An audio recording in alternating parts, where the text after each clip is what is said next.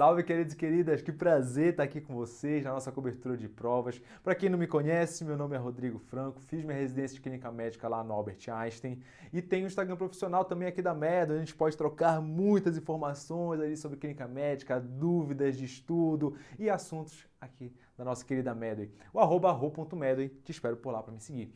Hoje nosso bate-papo, galera, vai ser do SUSão, Clínica Médica do SUS São Paulo, ou Secretaria de Estado de Saúde de São Paulo, também que já é um nome que está sendo modificado, com uma grande novidade de 2024. O SUSinho, que era a prova da Secretaria Municipal de Saúde de São Paulo, aderiu ao SUSão. Então agora a gente tem apenas uma grande prova, que é o SUSão. E galera, que é a aprovação no SUSão, a gente tem aqui e de sobra. 1 a cada 3 alunos são aprovados lá no SUSão. 1 a cada 3 aprovados do SUSão são nossos, galera. E olha só, mais de 1.000 aprovações para nossa conta aqui no SUSão na última prova de 2024. Então, galera, nosso bate-papo hoje da Clínica Médica é primeiro entendendo como é que vai funcionar a prova e trazendo para vocês 3 assuntos que em geral são sempre muito cobrados lá no SUS São Paulo, combinado? Para a gente ver como é que essa prova vai esperar a gente. Então, galera, como é que é a Clínica Médica lá no SUS São Paulo? Itens de A a E, os enunciados, que é uma extensão ali de curta a moderada, onde predominam muito mais questões conceituais. Então, a banca, ela não gosta de trabalhar muito a parte de raciocínio clínico, e sim conceitos. Então, olha só, te dou essa questão aqui. Qual é o conceito sobre essa questão? Quero um conceito epidemiológico, quero um conceito de tratamento, quero um conceito de XYZ. Você não vai ter que raciocinar em cima do enunciado para acertar a questão. Não, em geral, são questões bem mais diretas e conceituais, que vai cobrar de você bastante tratamento, com uma grande particularidade. A prova do SUSão, ela adora cobrar de você semiologia médica. Coisas que a gente vê lá no início da faculdade. Olha só, caramba, tendo que me lembrar de Leopold aí da ginecologia, tendo que lembrar de manobras clínicas numa paciente. Sim, eles gostam de cobrar com você simples, puramente questões conceituais de semiologia. Aqui, eu gosto de falar, por causa dessa historinha de enunciado com extensão curta a moderada, mas que acaba no final das contas cobrando questões conceituais, de que aqui é um pseudo padrão de raciocínio. Por quê? Porque o enunciado é gigantesco, com um monte de informação. A banca às vezes já te dá o diagnóstico da questão ela é muito óbvio, você não vai ficar pensando em diagnósticos diferenciais e cobra um conceito de você. Então vai te dar para você, um paciente com um quadro de uma poliartralgia, uma poliartralgia simétrica crônica aditiva bilateral no seu paciente, uma mulher jovem, a gente fala, essa paciente recebeu o diagnóstico de artrite reumatoide. Sobre a artrite reumatoide, escreva, responda. É isso que a prova do SUS São Paulo vai cobrar de você. Então eu digo que é um pseudo-raciocínio que não costuma cobrar de você exames de imagem, tá? Vai cobrar de você, eventualmente, uma imagem clássica, um raio-x de tórax na pneumonia, um elétrico quando eu estou falando de taquiarritmias, mas olha só, em geral, o exame de imagem, ele não é fundamental para você dar a resposta da questão. Ele apenas corrobora o que você está pensando já. Então, pelo fato de ser uma prova que cobra muito conceito, não cobra raciocínio, não cobra imagem, eu considero ali o nível de dificuldade baixa a médio. Em que cenário isso é ruim? Porque olha só, se o nível de dificuldade é baixo, qualquer questãozinha que você erra, caramba, muda muito a sua posição lá no SUS São Paulo. E aqui no SUS São Paulo importa a posição. Por quê? Porque você participa do leilão de escolha das vagas. Se a sua posição está lá embaixo, em geral você vai escolher vagas remanescentes que as outras pessoas não escolheram. Se você está com a posição lá em cima, você decide para qual hospital você quer ir. Então, posição sim importa aqui. Temos que ter cuidado para não errar coisas simples. É uma prova sensata que cobra de você, de fato, questões do dia a dia. Então, você vai ver muitas questões de diabetes, infarto, insuficiência cardíaca no paciente. Não vai cair para você vasculite. Não vai cair para você pneumopatias intersticiais. Não, vai cair coisas do dia a dia. E não costuma se repetir questões ao longo dos anos. Ainda mais com essa aderência agora do SUSinho, muito provavelmente não vai ter quase nenhuma questão repetida, tá? O que a gente vem percebendo ali de mudança de padrão na banca, tá? Antigamente a prova era puramente conceitual, puramente questões enunciados bem curtos que cobravam o seu conceito, ponto final, e passou agora para esse padrão que eu chamo de pseudo-raciocínio. Enunciado enorme, falando várias coisas, mas que ou te dá um diagnóstico óbvio, ou já te fala mesmo o diagnóstico e te cobra um conceito. Então, o pseudo-raciocínio, mas que no final das contas acaba sendo uma questão de raciocínio. E aqui, galera, costuma ter muita anulação. Isso é uma coisa ruim, por quê? Porque, de novo, que eu falei para você tem muita anulação, muita troca de questão, muita mudança de posição. Só em 2024 a gente teve 9 anulações, mais uma troca de gabarito. De uma prova de 100 questões, 10% da prova sofreu alteração. Isso modifica completamente a listagem de vocês classificatória. E aí é basicamente esperar para ver o que vai dar do SUSão. Então bora bater um papo sobre 3 temas muito importantes aqui para o nosso SUS São Paulo. Primeiro, arritmias, que disparado cai quase todo ano no SUS São Paulo. A gente tem que dominar as arritmias, só que muito mais as TAC arritmias. 5 e PCR quase nunca é cobrado. O PCR se é cobrado é uma questão puramente conceitual de você sobre parada cardiorrespiratória, manejo, estou ali no fluxograma que eu faço. Então isso daqui é puramente decoreba, tá? A gente vai trabalhar muito mais em cima das TAC arritmias, que é o que de fato cai. Lembrando inicialmente para você do nosso fluxograma diagnóstico de taquiarritmias, tá, pessoal? Então lembra, a primeira pergunta que a gente faz é: tem onda P? Se tem onda P no meu eletro de uma taquiarritmia, isso pode ser ou uma taquiarritmia sinusal ou uma taquiarritmia atrial. Como é que eu defino isso? Simples, eu pergunto: essa onda P é sinusal? Porque se ela for sinusal, positiva ali em D1, D2, AVF, acabou. Eu estou frente a uma taquicardia sinusal. Não, Rodrigo, é uma onda P que ela não é sinusal. Então, se ela não é sinusal, uma taquicardia atrial. Aqui o tratamento basicamente é tratar a causa base, porque olha só, a taquicardia sinusal de uma forma geral, ela é causada por quê? Dor, medo, ansiedade. Nesse cenário você trata a base do paciente e ele vai ficar bem. Não, Rodrigo, não tem onda P. Eu pergunto, tem onda F? Porque se tiver onda F, isso é um flutter atrial. Eu deixei esse desenho para você lembrar que a onda F gera no nosso eletro o aspecto famoso de serrilhado, de serrote no nosso eletro. O tratamento do flutter é igual ao tratamento da fibrilação atrial. Não tem onda P, não tem onda F. Pergunto, meu QRS é estreito? Porque se ele for estreito, eu preciso saber, o ritmo RR é regular ou irregular? Se ele for regular, eu estou frente a uma taquicardia supraventricular. E se ele for irregular, eu estou frente à taquiarritmia crônica mais comum que existe no mundo, a fibrilação atrial. Não, Rodrigo, não tem onda P, não tem onda F, meu QRS é alargado, estou frente a uma taquicardia ventricular. Esse daqui, claro, galera, é o resumão do resumão, para você acertar questões de prova. Claro que a gente sabe que na prática é um pouco mais complexo do que isso, mas você vai usar isso daqui para a prova. Diagnosticamos a taquiarritmia, eu preciso saber tratar elas. O tratamento de duas eu já sei, taquicardia sinusal e atrial, eu trato a causa base. Só que olha só, nas outras taquiarritmias eu preciso me perguntar, essas taquiarritmias possuem critérios de instabilidade? O que são os critérios de instabilidade? A gente fala aqui dos famosos 4Ds súbitos no paciente. Súbitos, desmaio, pode ser um paciente que tem dor anginosa, pode ser um paciente que tem diminuição da pressão, dispneia. Então, galera, por que eu falo para você que tem que ser os 4Ds súbitos? Porque olha só, se chegar para você um paciente com DPOC no seu consultório e ele tem uma fibrilação atrial, muito provavelmente esse paciente vai falar para você que tem dispneia.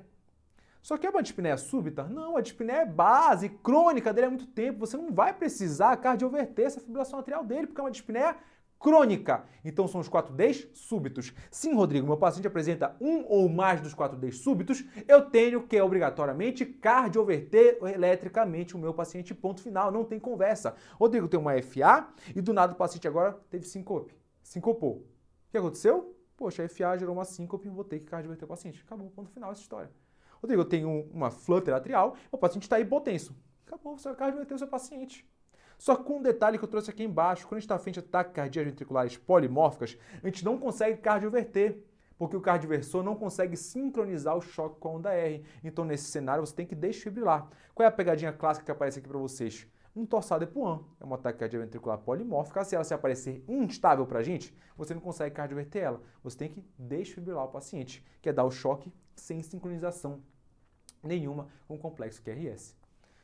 Não, Rodrigo, eu não tenho nenhum dos critérios de instabilidade. Legal, então o manejo é de uma taquiarritmia estável. O manejo é conforme cada uma das taquiarritmias. Se eu estou frente a uma taquicardia supraventricular, primeiro eu tento manobras vagais. Se não der certo, adenosina, bolos em flush. 6, 12, 12.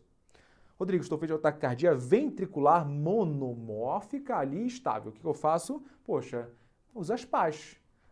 Se a taquicardia ventricular monomórfica está instável, você usa PAS para quê? Para cardioverter. E se for uma taquicardia ventricular monomórfica estável, Rodrigo, você usa PAS, só que os remédios, procainamida, amiodarona ou então sotalol. Se eu estou frente a um torsado epuam, o torsar instável, desfibrilo.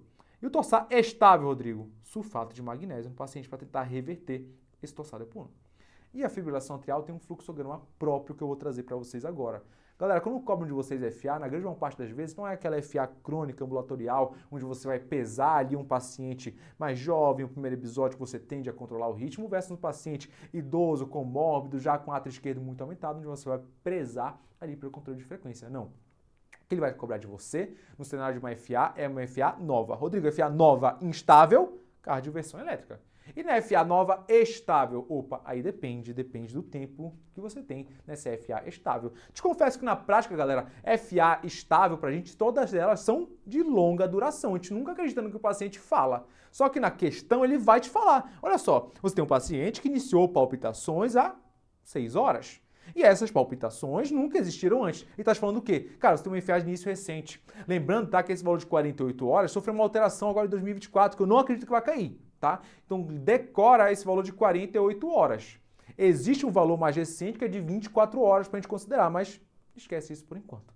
Tem uma FA de início muito recente, eu fico tranquilo em relação a trombo, porque olha só, minha preocupação no FA é que quando eu tenho FA, o átrio fica chacoalhando e não consegue transmitir o sangue para frente. E sangue em estase é igual ao quê? Trombo. Opa, principal local de formação de trombo de uma FA é na auriculeta do átrio esquerdo do paciente. Legal. Só que olha só, se ela é muito recente, eu não tenho medo dessa estase sanguínea por enquanto. Com certeza ela não formou trombo. Então, se eu tenho uma FA estável de início recente, a primeira pergunta que eu faço é: existe um deflagrador óbvio para essa FA? Por exemplo, é um paciente que chegou com quadro de sepsia e dessa sepsia ele desenvolveu FA. É um paciente que tem sinais e sintomas clínicos de um hipertireoidismo. E aí ele desenvolveu uma FA. Se isso é óbvio pra gente, a gente não trata a FA, a gente trata o desencadeante. Eu trato a sepsia, eu trato o hipertireoidismo. Eu trato o Holiday Heart Syndrome. O que é Holiday Heart Syndrome, Rodrigo? Olha só, é o paciente que bebe muito no dia anterior. O álcool é metabolizado em acetaldeído, esse acetaldeído ele é arritmogênico, chega no coração e desencadeia FA. Eu vou tratar FA? Não, querido, eu vou tratar o álcool. Pare de beber, meu querido. Vamos parar de beber, que senão você vai ficar fazendo FA. Olha só, trato o álcool nesses cenários aqui, em geral, no máximo, dou um beta-bloqueador para o meu paciente. Tem hipertireoidismo? Beta-bloqueador para tirar esses sintomas adrenérgicos, claro, eu vou tratar o hipertireoidismo. Paciente que tem uma sepse, vou dar beta-bloqueador? Oxe, eu não dou beta-bloqueador para sepse, daí aumenta o risco do paciente, trata a sepse. E no Holiday Heart, aí sim eu dou beta-bloqueador. Entenda apenas que eu trato o desencadeante. Não, Rodrigo, eu não tenho desencadeante óbvio. E aqui a gente vai ganhar um outro conceito. Numa FA nova e estável, nova no paciente, eu tendo sempre a controlar o ritmo. Só que olha só, nesse cenário de uma FA de início recente, que o paciente está estável, você vai falar para ele, olha só, não encontrei desencadeante em você, querido. Então eu preciso agora o quê? Controlar o ritmo. Como é que eu vou fazer esse controle de ritmo? Eu posso perguntar para o paciente, ô senhorzinho, você está aqui conversando comigo? Eu posso te dar 2 opções. Ou você pode tomar um choque, ou você pode tomar um remedinho. O que você prefere? É claro que o paciente vai querer tomar um remédio, então o controle do ritmo nesse cenário aqui é muito mais favorável que um remédio. Você pode dar a memandarona, propafenona para o seu paciente. Depois que eu controlo o ritmo, eu tenho sempre que anticoagular meu paciente por pelo menos 4 semanas. Então a historinha do controle do ritmo é anticoagulação pré, controla o ritmo, anticoagulação pós do nosso paciente. Essa é a historinha, por pelo menos 4 semanas. E Rodrigo, depois de 4 semanas ele vai ficar ou não com anticoagulação? Eu te falo, depende de quem? Do chá de Svá do paciente. Lembra que em 2024 teve essa mudança. Antigamente era o chá de Svasky, que tinha sexo feminino lá dentro do score. Acabou o sexo feminino em 2024, virou apenas o chá de Svá. 2 pontos ou mais, eu anticoagulo o paciente indefinidamente, independente de ser homem ou mulher. FA nova, ela tem muito tempo? Cara, se tem muito tempo, não pode reverter o ritmo desse paciente, porque com certeza é um paciente com alto risco de fazer trombo. Nesse cenário, que é o cenário mais comum da prática, inclusive, você vai fazer o quê? Anticoagulação no paciente. Eu anticoagulo ele por pelo menos 4 semanas. Só que olha só, esse tempo de 4 semanas é um tempo muito longo. Concorda comigo? Concordo. Eu posso fazer o seguinte, eu posso tentar lançar mão de um exame que me permite reverter o ritmo do paciente independente dessa anticoagulação por 4 semanas. Que exame é esse? O eco transesofágico. Só pode ser o transesofágico, galera. Por quê? Porque só o transesofágico consegue enxergar a auriculeta do átrio, aquele local principal de formação de trombo. Se for um eco transtorácico, para mim não serve de nada nesse momento. Fiz um transesofágico e não tem trombo, legal, não preciso esperar as 4 semanas de anticoagulação. Já reverto o ritmo do paciente e anticoagulo por 4 semanas pelo menos. E depois, depende do chá de Vá. Essa é a historinha. Rodrigo, não tem o eco transesofágico. Se está indisponível, você vai ter que anticoagular por todas as 4 semanas para depois controlar o ritmo do paciente e manter essa anticoagulação por 4 semanas novamente. Rodrigo, fiz um eco transesofágico, tem trombo, posso reverter o ritmo? Não, querido, você não pode reverter o ritmo, a não ser que você queira causar um AVC no seu paciente. Você vai manter a anticoagulação e repetir o eco transesofágico. Se veio com trombo, cara, você não pode reverter o ritmo do seu paciente porque deu um trombo no eco transesofágico dele. Então você vai apenas controlar a frequência cardíaca do seu paciente. Se você repete o transesofágico agora e não tem trombo, perfeito, está liberado para controlar o ritmo do paciente e seguir todo o fluxograma. Esse é o fluxograma da FA nova e estável no seu paciente. Lembrando aqueles detalhes que eu conversei com vocês do tempo de 48 horas, que mudou, mas eu não acredito que isso vai ser cobrado de vocês ainda nesse ano, tá? Mas sim, tem esse tempo de 24 horas agora que foi modificado. A gente fecha essa parte de taquiarritmias e entra agora em diabetes. Galera, diabetes, o que a gente vai trazer para vocês de novidades que apareceram no diabetes? Primeiro, em relação ao diagnóstico, tá? Foi adicionado um exame novo, teoricamente um exame novo, que é o TOTG de 1 hora. Antigamente a gente se baseava apenas pelo TOTG de 2 horas no paciente. Agora, com 1 hora, se ele tiver um valor de maior ou igual a 209, isso é um valor sugestivo de diabetes no paciente. E, inclusive, a Sociedade Brasileira de Diabetes traz pra gente esse ano o quê? Para todos os cenários, tanto diagnóstico quanto rastreio, o TOTG de 1 hora ele é superior ao TOTG de 2 horas. Não só por ter uma sensibilidade e especificidade muito similares, mas também porque ele é um exame muito mais fácil e prático de ser feito do que esperar 2 horas do seu paciente. Então, a Sociedade Brasileira, a todo momento, fala para você, utilize o TOTG de 1 hora em detrimento do de 2 horas. Legal. Como é que eu dou o diagnóstico de pré-diabetes? Se você tiver um desses exames alterados, acabou. Isso é pré-diabetes. E, Rodrigo, para diabetes, como é que eu dou o diagnóstico? Eu gosto de brincar da seguinte forma, é como se fosse um jogo de futebol. Para dar o diagnóstico de diabetes, você precisa do cartão amarelo e do vermelho. Preciso de 2 exames alterados em nível de diabetes para dar o diagnóstico de diabetes. Só que eu posso até dar, eventualmente no futebol, um cartão vermelho de largada para o paciente, não posso? Posso. Poxa, o paciente chegou pro jogador, ele chegou com a chuteira, com a trava, dando no peito do outro. Não tem amarelo, querido, é vermelho direto. Mesma coisa no diabetes, tem situações que você vai dar um vermelho direto pro paciente. Que cenário é esse? É o cenário do paciente que tem uma glicemia ao acaso maior ou igual a 200, com os sintomas de diabetes. Você está falando o quê, querido? Eu tenho diabetes. Eu tenho diabetes, porque eu tenho sintomas de diabetes, e além disso, tem uma glicemia ao acaso muito alta. O que são os sintomas de diabetes? Poliúria, polifagia, polidipsia, perda de peso. Acabou. Se isso for atrelado ao diabetes, eu dou um diagnóstico em uma amostra isolada, um cartão vermelho direto para o paciente.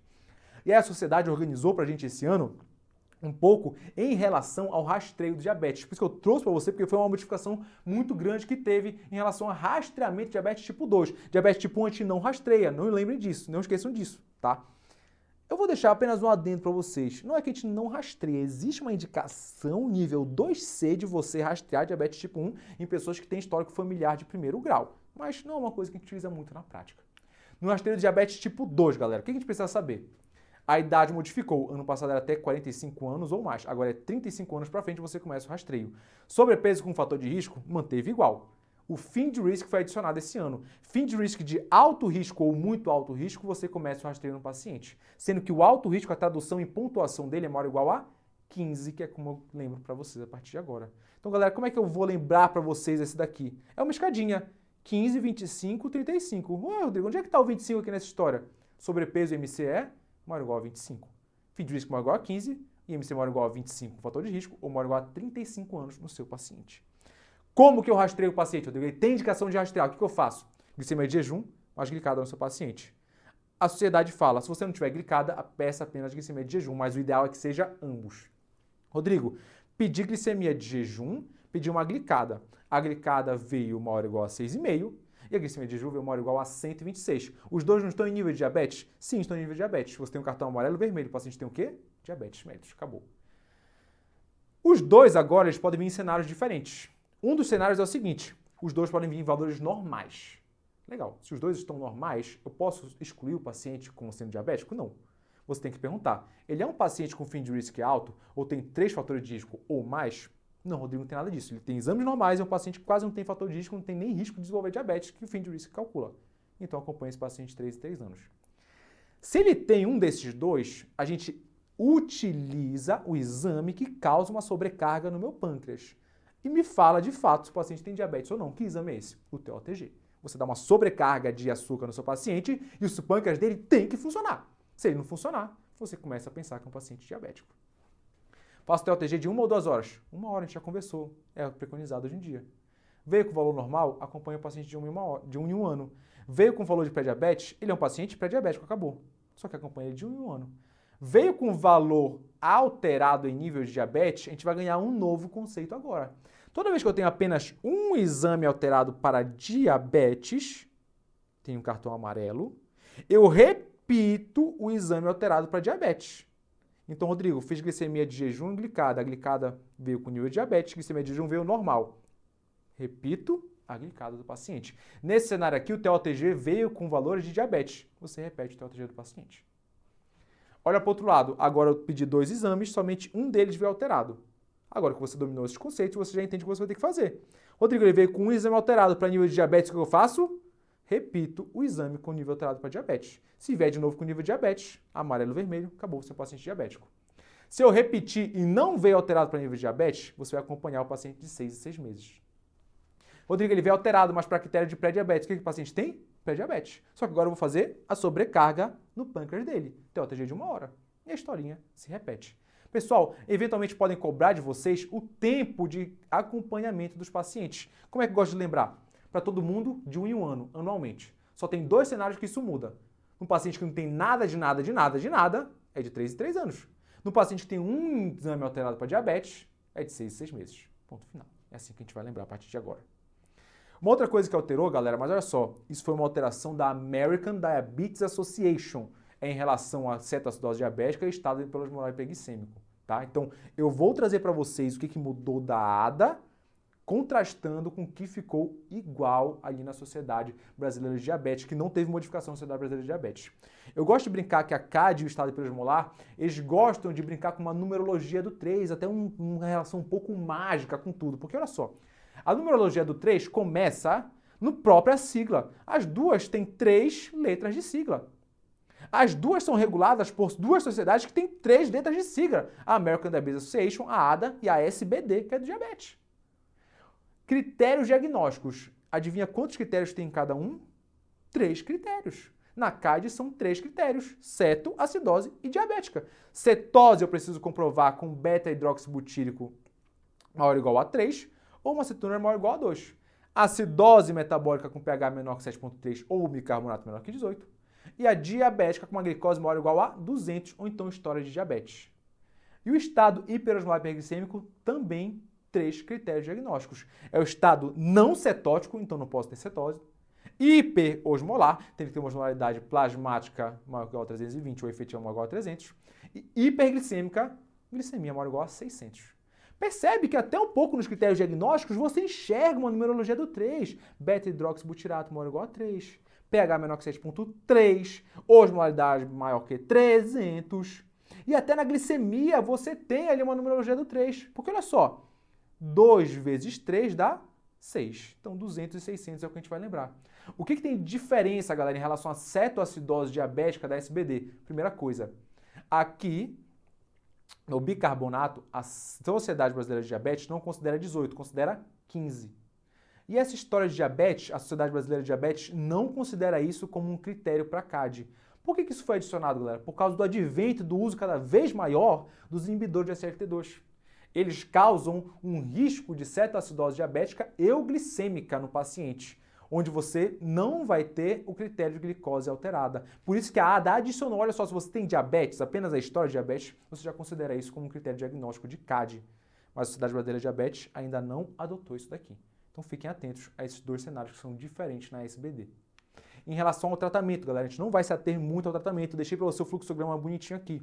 O que eu quero chamar a atenção para você é do seguinte: tratamento de CAD e estado hiperosmolar. É basicamente a mesma coisa. Volume é o momento inicial, na admissão mais importante, você vai hidratar o seu paciente. E depois você pensa em dar potássio e insulina. Só que olha só, o potássio ele é permissível para a insulina. Se você tiver hipocalemia, você não pode dar insulina para o seu paciente.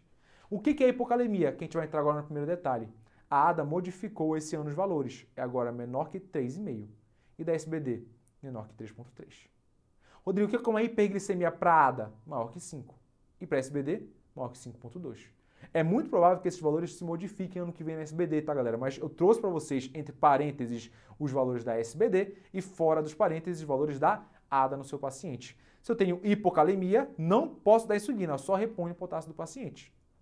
Da feita que eu iniciar a insulina, a bomba de fusão, eu vou ficar coletando os eletrólitos do paciente de tempo em tempo. e faço reposições e ajustes conforme esses eletrólitos. E aqui uma nova modificação. A ADA modificou no paciente o pH. Para SBD, você só vai repor bicarbonato com pH menor que 6,9. E para ADA, pH menor que 7. Então trouxe de novo mais uma modificação que aconteceu esse ano. E aí você segue o fluxograma. Quando chegar com essa glicemia menor que 250, você inicia um soro glicosado, reduz a bomba de difusão pela metade, mais ou menos, e aguarda os critérios de resolução. Quais são os critérios de resolução? 3 de novo, 3 critérios de resolução. São exatamente o oposto dos critérios que a gente conversou anteriormente.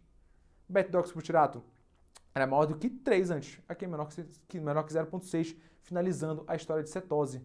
Acidose, pH ao contrário do que a gente viu e bicarbonato ao contrário do que a gente viu. Sendo que, olha só, na American Diabetes Association foi excluído o anion gap dentro dos critérios de resolução. Por quê? Porque ele fala o seguinte, olha só, se você começar a hidratar muito o seu paciente com soro fisiológico, o excesso de soro fisiológico gera uma acidose metabólica hiperclorêmica. E isso falseia a acidose metabólica da ADA. Por quê? Da CAD. Porque a acidose metabólica da CAD era uma acidose metabólica com anion gap elevado. Opa, então cuidado, não utilize mais os anion gap como critério de resolução. E o estado plasmático glicêmico é simplesmente o oposto do que a gente já viu. O que é diferente da SBD em relação à ADA aqui, galera? A SBD ainda não tirou o anion gap dos critérios diagnósticos, mas saiba que isso muito provavelmente vai sair, porque de fato é uma coisa errada. Percebe mais uma coisa, você vê que a cetonúria saiu aqui dos critérios de resolução, por que isso acontece? Porque quando você inicia a insulina no seu paciente, o excesso de beta-hidroxibutirato, que é o principal ácido formado e o proporcionalmente mais formado entre os cetoácidos, ele começa a ser convertido em acetoacetato e acetona. Quando eu falo para você que eu quero dosar cetonemia, eu estou te falando que eu quero dosar o ácido beta-hidroxibutirato. Quando eu falo para você que eu quero dosar cetonúria, eu falo que eu quero dosar o acetoacetato e acetona. Se eu inicio a insulina e começo a converter beta-hidroxibutirato em acetato e acetona, a minha cetonemia fica normal. Mas e a cetonúria? Não, ela fica persistentemente positiva, por isso que ela não é utilizada para critérios de resolução. E depois que eu atingir os critérios de resolução, galera, o que eu faço? Nesse cenário, a primeira coisa é você garantir uma alimentação via oral para o seu paciente. Não pode ter náusea, não pode ter enjoo, o paciente tem que estar comendo pela boca e tem que estar com nível de consciência ótimo. Se tiver tudo isso, aí sim, a gente chega para esse paciente e desliga a bomba? Não, não cai nessa pegadinha, a gente não desliga a bomba. A gente aplica nesse paciente 10 unidades de insulina regular e 1 hora depois a gente pode desligar a bomba desse paciente. A ADA até permite você fazer insulina em pH, tá, galera? Mas na SBD a gente utiliza muito mais a regular. E depois disso a gente inicia um esquema basal bolos para o paciente. A ADA traz para a gente ali 3 possibilidades de uso transicional da bomba de difusão de insulina para um esquema basal bolos. O que ela fala? Utilize o que você quiser, sabendo de uma coisa. Cada uma dessas 3 formas possuem vantagens e desvantagens. Então é meio que sua experiência é o seu guia. Fechamos essa parte de diabetes, a gente entra agora na síndrome coronariana aguda e nos seus diagnósticos diferenciais. Galera, vamos resumir bastante, a gente não vai entrar em muitos detalhes aqui da síndrome coronariana aguda. Lembra apenas o seguinte, olha só, eu gosto de brincar da seguinte forma, tanto na síndrome com supra quanto na sem supra, a gente vai pensar no tratamento triplo A, o AAA. A gente vai entender o que é o tratamento triplo A, mas são 3 remedinhos que a gente vai pensar no nosso paciente. O AS, um antiagregante número 2 e a anticoagulação. Para todos esses cenários aqui, a gente vai pensar nos 3 remédios. Só que olha só, tanto na síndrome coronariana aguda sem supra, quanto na com supra, eu gosto de brincar da seguinte forma. No final das contas, o seu paciente vai 1 hora ou outra acabar indo para o cateterismo. Porque olha só, se eu tenho uma síndrome coronariana aguda sem supra, onde o meu paciente tem troponina elevada, ou então ele tem infra de ST, cara, esse paciente vai para o CAT. Quando ele vai para o CAT, Rodrigo? Depende. Olha só, se for um paciente de muito alto risco, tem muita instabilidade, é CAT mais rápido. Se for médio risco, tem troponina elevada, tem alteração eletrocardiográfica, vai para um CAT 24 horas. E se for de baixo risco, pessoal? No baixo risco, eu até confesso para vocês que, olha só, a gente pode pensar em mandar o paciente para o cateterismo em até 3 dias, tá? A gente não vai fazer estratificação invasiva para esse paciente quando é uma angina instável, onde você não tem nada alterado para o seu paciente. Claro, galera, que existem muitos detalhes, muitas minúcias, muitas nuances na síndrome sem supra, tá? Mas grava desse jeito. Quando é que eu não vou catear o meu paciente? Angina instável, quando o eletro está praticamente normal e não tem troponina elevada. Acabou. é esse o cenário que a gente vai pensar num paciente fazer uma estratificação não invasiva para ele, na grande maior parte das vezes. E na síndrome com supra, acabou, galera. Todo o paciente vai para o cateterismo de qualquer jeito. Porque olha só, se esse paciente com a síndrome com supra tiver possibilidade dentro do seu serviço de fazer o CAT logo imediato, ele vai para o CAT, acabou. Não tem história. Se o tempo porta-balão dele for menor que 90 minutos ou menor que 120 minutos considerando o transporte, ele vai para o cateterismo resolver a vida dele. Não, Rodrigo, realmente, o tempo porta-balão é muito alto, mais de 90 minutos. Ou considerando o transporte, isso vai durar mais do que 2 horas. Se é esse cenário, você vai trombolizar o seu paciente. Só que olha só, da trombólise, 2 cenários podem se abrir. Ou o seu paciente vai responder à trombólise e tem critério de reperfusão, você faz o que nesse cenário? Manda o paciente para o cateterismo depois. Ou seu paciente faz trombólise, não atinge critério de reperfusão, você vai fazer o que nesse cenário? Manda o paciente para o cateterismo também, de qualquer forma. Então esse paciente vai para o cateterismo de qualquer forma. A ideia é o quê? É o ver a coronária e abrir essa coronária do paciente que está causando essa síndrome com supra no paciente. Então no com supra, sempre cateterismo. No sem supra, quase sempre cateterismo no paciente. E qual é que é essa brincadeira que eu falo para vocês do AAA? O A é o AS, o antiagregante número 2 e o anticoagulante no paciente. O AS todo mundo vai ganhar, querido. Chegou o protocolo de dor torácica, o paciente ganha macerado o AS 300mg, vai tomar, mastigar e engolir, e mais os 100mg de manutenção de AS, todo mundo vai tomar. O antiagregante, o anticoagulante, é uma brincadeirinha assim que, olha só, depende do seu paciente, que é o seguinte, se ele é um IAM sem supra de ST, anticoagulante ele ganha. E se ele for para o cateterismo muito precoce, você não vai fazer o segundo antiagregante. Quem vai fazer isso é o pessoal da hemodinâmica, que vai decidir qual antiagregante vai utilizar. Só que se demorar mais do que 24 horas você mandar para o cateterismo, você faz para esse paciente o segundo antiagregante. Combinado? No paciente com supra, ele tem 2 cenários. Ou ele vai direto para a intervenção coronariana percutânea, ou ele vai para trombólise. No paciente que vai para a intervenção coronariana percutânea, você vai fazer o segundo antiagregante para esse paciente, tá? Existe aí uma historinha, uma controvérsia do prasugrel, ticagrelor, clopidogrel. O que a gente sabe? Prasugrel é superior ao ticagrelor, que é superior ao clopidogrel. Se você utilizar clopidogrel nesse cenário, a dose é de 600mg para os pacientes. O prasugrel posso utilizar para todo mundo? Não. O prasugrel você pode só utilizar no paciente que já tem uma coronária, uma anatomia de coronária conhecida. Então, na grande maior parte das vezes, a gente acaba utilizando o ticagrelor nesses pacientes. E o anticoagulante? Deixa para o cateterismo, eles vão resolver. Se for um paciente com supra que vai trombolizar, acabou. O AAA é completo para todos os pacientes. Você vai utilizar o segundo antiagregante, só que aqui só é liberado o clopidogrel nesse cenário, sendo que você tem que fazer ajuste para a idade, e também o anticoagulante vai fazer para todos os pacientes. Você vai fazer AS com o segundo antiagregante e com o anticoagulante para todo mundo. Sendo que você tem que fazer ajuste de dose para paciente, para as idades do paciente. Lembrando que para menor que 75 anos, você faz dose de ataque endovenosa de heparina junto com a manutenção. Lembra, galera, se o paciente vai para a intervenção coronariana percutânea, o prasugrel é superior, só que você só pode utilizar ele no paciente que já tem a coronária anatomicamente conhecida, tá? E o prasugrel ele apresenta algumas contraindicações que volta e meia elas têm algumas modificações. Mas o que eu gosto de cobrar de vocês principalmente? Se é um paciente que teve um AVC prévio ou um histórico de evento de ataque isquêmico transitório, é contraindicado. Para maior que 75 anos também é contraindicado. E paciente com baixíssimo peso, menor que 60 quilos, o prasugrel também não é indicado nesse paciente. Lembra esse pequeno resumo para a gente tentar acertar as principais questões de prova que cobram de vocês essa brincadeira medicamentosa versus tratamento para resolver as síndromes coronarianas agudas. E de diferenciais, galera, olha só, nem toda dor torácica é igual ao infarto. A dor torácica ela pode ter algumas outras nuances também que a prova às vezes gosta de cobrar de você para te fazer uma pegadinha. Se eu tenho dor torácica numa mulher mais idosa, que tem estresse deflagrado antes, poxa, meu filho morreu, ela teve uma dor torácica durante o velório do filho, é um estresse ali no trabalho, do nada teve de repente uma dor torácica, lembra que isso pode ser na verdade um Takotsubo. A gente faz uma ventriculografia no nosso paciente, às vezes eventualmente até no próprio eco transtorácico a gente consegue evidenciar essa acinesia apical no paciente, junto com uma hipercinesia ali da base do coração, formando esse aspecto clássico que é esse Takotsubo, que é uma armadilha para polvo utilizada no Japão, tá? Isso é a Takotsubo no paciente.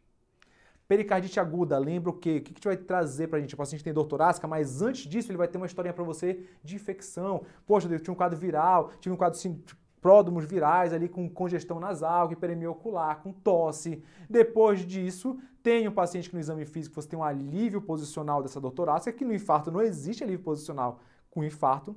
E aí um achado muito característico que gosto de mostrar para vocês em prova é o famoso supradifuso com infra de PR nos pacientes, para chamar a atenção para vocês de uma pericardite aguda.